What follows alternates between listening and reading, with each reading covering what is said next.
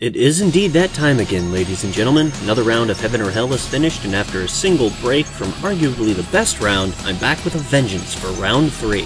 So, without further ado, I present the elimination rounds of Heaven or Hell 2009. First up is the Pitch Black Hangar elimination round. While certainly not the most traditional elimination, or Eliminator, this was certainly a battle to remember, and a battle of wits at that. Joseph Brown, CEO of Alpha through Epsilon, not only offered his own home up for combat to the other teams, but took part in elimination rounds with his new hit game show, You Bet Your Ass, complete with his own studio audience and challenge team of fearsome robots.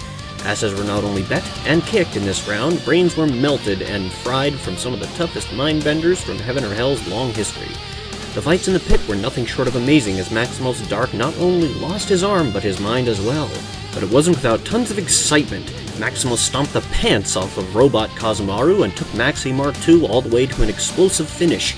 Ryugi Kazumaru was on fire with answering questions through most of the fight. However, ultimately, the victory was not to be, with the single wrong answer skyrocketing Joseph Brown to the lead with over 2 million points. Luckily, only Sunstrike was eliminated, and the rest of the team will continue on to the next round. The Warehouse District was the site of yet another Heaven or Hell elimination, this time with Dietrich of Team Redemption going up against classic eliminator Gamma. Fans may remember Gamma from his 44-story plummet in 2007 after fighting Team Astair's Joshua. This fight was punctuated by sheer ass kick. One might even say it was a battery charged by brutality and fisticuffs, followed by magic punches to the face and much axing. Filled with enough ethnic slurs and hard rock to make even the most steadfast Indian shed a tear, the match culminated in one mighty powwow of wrestling on the floor of the warehouse. Seizing the moment of opportunity, the mighty Indian warrior ducked low and sent the big bad Greek stumbling into a metal container, locking the container shut. While not exactly a defeat, it certainly wasn't a straight-up loss either. Things could go either way in this elimination, though, if you ask this commentator, the Indian warrior should get a heap big victory for dealing with the one and only Iron Man and living to tell about it. This next elimination needs no introduction, only the words bladed nutshot. Yes, Heaven or Hell fans, this is the Coliseum elimination, easily the single most brutal fight in Heaven or Hell history since the ass-tearing of Peppa Claus back in 2007. When a team like Honestly Nice Guys goes up against an eliminator like the famed Zenidar, everyone knows Rathengrod gonna go down, and go down it did. Everest Diffie, famed for his colorful language and disposition, faced off first. When the two meatbags of these proportions clash on the field of battle, things are gonna go missing. And in Mr. Diffie's case, the things that went missing were a few toes and a completely intact set of male genitalia. But the rough-housing bounty buff went down before his time, due to Katie Gostick's eagerness to get some action. Literally. The next fight is too graphic to fully explain. There was a lot of innuendo and battle-heavy lovin' going on before Katie the Amazon was dismissed with the zapping action of the team's modified fighters. Honestly, couldn't they have saved the angry sex until after the elimination? James Black and his marvelous battle plan punctuate the final fight. The man deserves a medal for being most creative use of a drill in Heaven or Hell, as well as for surviving being blown completely in half by an exploding appendage. Seriously, how the hell did he manage that? Moving on, the Rave Club elimination was filled to the brim with powerful beats, and not just from the music. Raptus Regalator, known fondly as Team Women's to their fans, fought bravely against their eliminator, the one and only Zan Straya.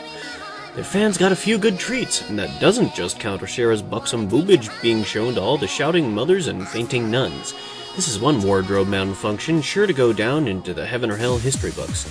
Fans of classic vinyl would have been sadly disappointed, even horrified, as numerous records went ramming straight into the eliminator's face, followed nearly by the turntable itself. Expected brutality followed possible lawsuit, as a punch to the face of Porcupine effectively smashed Bright's fist, and the raving eliminator followed it up with a crushing blow to the redhead's knee. Time limits were hit soon afterward, leaving the elimination questionable for the next round to come. But one thing's for certain, fans all hope and wish Ashera well. After all, they wouldn't want to see their favorite pair of Heaven or Hell boobs go out so soon. While the Eliminators were throwing a party of their own, the teams in the losing bracket were treated to the Brown Estate, where daunting duels and shocking shenanigans filled the halls of the once glorious mansion. This commentator says, once glorious, because after all the fights were finished, it was a miracle that the home was still standing.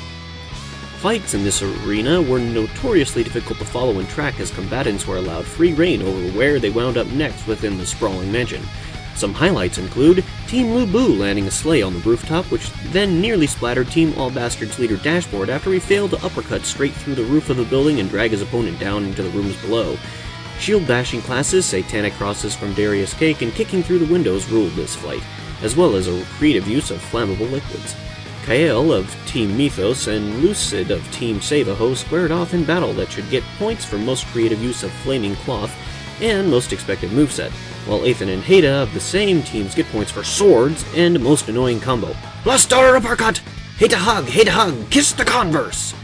Mythos might be mythic for their shocking encounter with an ambulance in round 2 when fighting honestly nice guys, but Savaho's just crazy, especially Lucid. Ain't that right, Rocky? It sure is, Mr. Kazamaru! You'd swear while they were fighting, they were playing a video game of some sort. Sub-Zero Ice Punch! Sub-Zero Ice Punch! Sub-Zero Ice Punch! Video game or not, Exploding Shed seemed to take the cake with Team Britain versus Cannon Fodder as one Rowan Yeager charged headlong into a trap set by Alex of Britain as the captain of Cannon Fodder set his own explosive demise into action with a thrust of his sword. Well, fight fans, that about does it for this round of Heaven or Hell commentary. Next round, we'll have full-on fights once again, and I'll be doing my damnedest to stay on top of all the action. Until next time, this is Ryugi Kazamaru signing off.